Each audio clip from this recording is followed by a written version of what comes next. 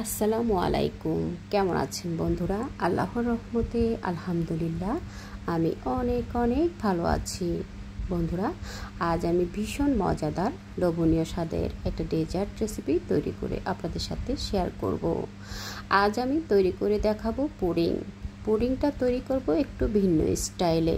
আজ আমি condense milk দিয়ে পুডিংটা তৈরি করব। খুব সহজ পদ্ধতিতে ডিম দুধের সাথে কনডেন্স মিল্ক মিক্স করে আমি যেভাবে এই পুডিংটা তৈরি করি সেই পদ্ধতিটাই আপনাদের সাথে শেয়ার করব। আশা করছি পাশেই থাকবেন, সুন্দর সুন্দর কমেন্টস করে উৎসাহিত করবেন। পুডিংটা তৈরি করার জন্য আমি এখানে ডিম ব্যবহার করব এবং কনডেন্স মিল্ক ব্যবহার করব। বন্ধুরা, আপনারা আপনাদের পছন্দ অনুযায়ী সাইজ করে পুডিংটা তৈরি করে নিতে পারবেন। আমি একটা গোল পুডিং তৈরি করে নেব। গোল রাউন্ড শেপের পুডিংটা তৈরি করার জন্য আমি একটা গোল রাউন্ড শেপের মোল্ড নিয়েছি। আমি ক্যারামেলটা আগে তৈরি করে নেব, যার কারণে এখানে 2 টেবিল চামচের মতো চিনি দিয়ে চুলার আঁচ একেবারে লোতে করে রেখে এরপর আমি ক্যারামেলটা তৈরি করে নেব। ক্যারামেলের কালারটা চলে এসেছে, ঠিক এরকম একটা চকলেট কালার আসার পরে আমি চুলাটা অফ করে দিয়ে ক্যারামেলটাকে ঠান্ডা করে নেব এবং মোলটাকে ঠান্ডা করে নেব। এই ফাঁকে আমি ডিমগুলোকে ভেঙে নেব। আজ আমি একটু বড় সাইজের পুডিং তৈরি করব, তো আমি এখানে প্রায় 10টার মতো ডিম নিব। বন্ধুরা, আপনারা আপনাদের পছন্দ অনুযায়ী বাড়িয়ে কমিয়ে নিয়ে আপনাদের পছন্দ অনুযায়ী সাইজ করে আপনারা পুডিংটাকে তৈরি করতে পারবেন। আমি এখন ডিমগুলোকে ভালোভাবে ভেঙে নেওয়ার পরে এখন ভালোভাবে একটু বিট করে নিচ্ছি হ্যান্ড উইক্স দিয়ে। হ্যান্ড উইক্সটা দিয়ে ভালো করে একটু ফেটিয়ে নিয়ে ডিমটাকে ভালোভাবে ফেটিয়ে নেওয়ার পরে এখানে আমি আমি এখানে কনডেন্স মিল্ক ব্যবহার করব। আপনারা চাইলে চিনিও ব্যবহার করতে পারেন। তো আমি আজ কনডেন্স মিল্ক দিয়ে যেহেতু এই পুডিংটা তৈরি করব, তো আমি এক কৌটা কনডেন্স মিল্কের পুরোটাই এখানে ব্যবহার করেছি। যে যেরকম মিষ্টি খেতে পছন্দ করেন সেই অনুযায়ী কিন্তু কনডেন্স মিল্কটা ব্যবহার করবেন। কনডেন্স মিল্কটা দেওয়ার পরে ডিমের সাথে আবারও একটু ভালোভাবে ফেটিয়ে নিয়ে খুব ভালো করে মিক্স করে নেব।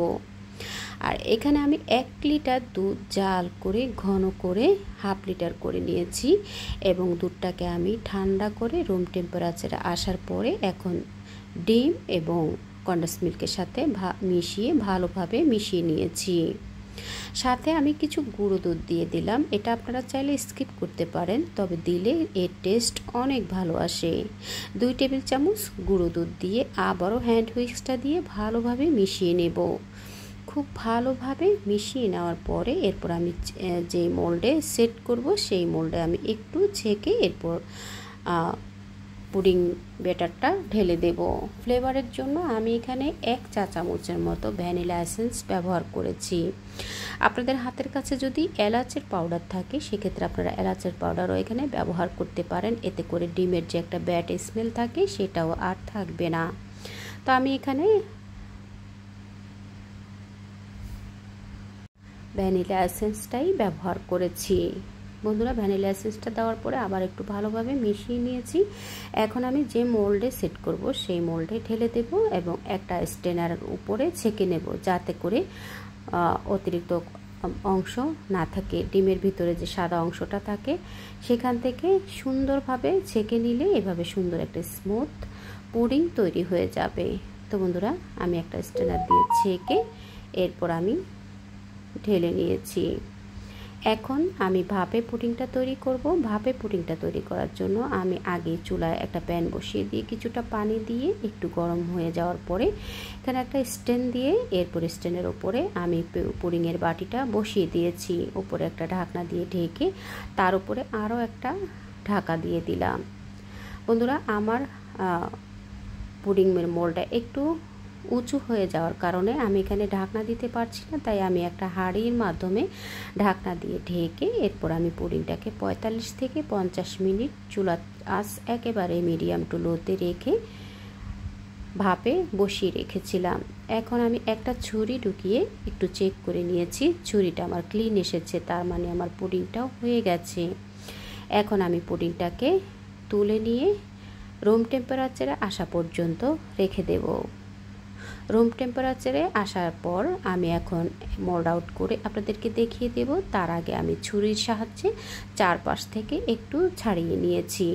এখন আমি একটা ছড়ানো প্লেটে পুডিংটাকে তুলে মোল্ড আউট করে দেখিয়ে দিচ্ছি। দেখলেন তো বন্ধুরা, কত সুন্দর একটা কালার, ইয়াম্মি টাইপের একটা পুডিং তৈরি হয়ে গেছে। আপনারা এভাবে তৈরি করতে পারেন, প্রিয়জনকে একটু নিত্য নতুন রেসিপি তৈরি করে উপহার দিতে পারেন।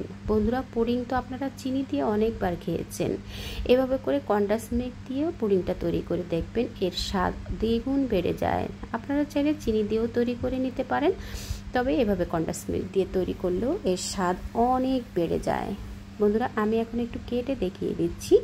দেখলেন তো বন্ধুরা, কত সুন্দর একটা ইয়ামি টাইপের পুডিং তৈরি হয়ে গেছে। আর এটা ঠান্ডা করে ফ্রিজে নর্মাল চেম্বারে রেখে 3-4 ঘন্টা রাখার পরে আপনারা যদি সার্ভ করে নেন, তাহলে এটা প্রিয়জনরা খেয়ে কিন্তু কলিজা মন একেবারে ঠান্ডা হয়ে যাবে, সকলের মন জয় করে নেবে। খুব সহজ পদ্ধতিতেই কিন্তু ভাপের এই কনডেন্স মিল্ক এগ পুডিংটা তৈরি করেছি। আশা করছি সকলের কাছেই রেসিপিটা খুব ভালো লেগেছে। ভালো লেগে থাকলে আপনারাও ট্রাই করবেন, প্রিয়জনকে তৈরি করে নিত্য নতুন রেসিপি উপহার দেবেন। কেমন লাগলো বন্ধুরা আমার এই রেসিপিটা? এতক্ষণ ধৈর্য ধরে আমার সঙ্গে থাকার জন্য অসংখ্য ধন্যবাদ। দেখা হবে পরবর্তী কোনো রেসিপির সঙ্গে। সে পর্যন্ত সকলের সুস্থতা কামনা করছি। আল্লাহ হাফেজ।